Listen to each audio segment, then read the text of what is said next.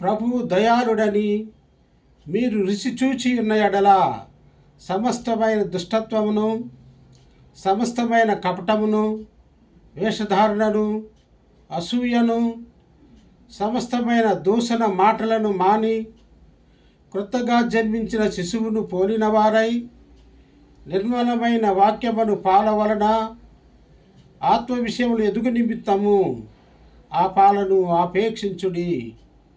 1 పేతురు 2వ అధ్యాయము 1, 2, 3 వచనాలు. లోకరక్షకుడైన యేసు ప్రభు మేము ఆరాధించున్నాము, మేము గణపరుచున్నాము. ప్రభువా, మేము ఆత్మీయంగా బలపడినట్లు మీ వాక్యం అనే పాలను అందించండి. తద్వారా మేము ఆత్మీయంగా బలపడి ఎల్లప్పుడూ మిమ్మల్ని అనుసరించే బిడ్డలుగా మమ్మల్ని తయారు చేయండి. ఆమెన్.